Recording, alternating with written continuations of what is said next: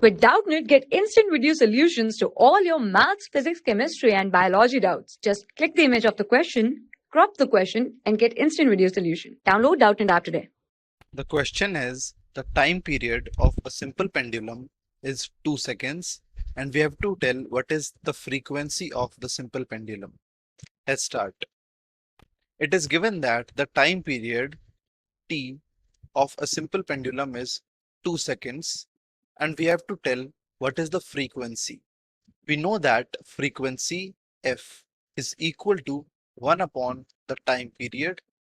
So this gives us frequency is equal to 1 upon the time period is given as 2 seconds.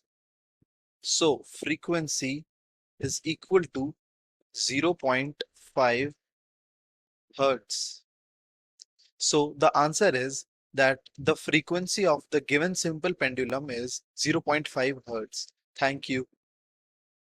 For class 6 to 12, IIT JEE and NEET level. Trusted by more than 5 crore students. Download Doubtnut app today.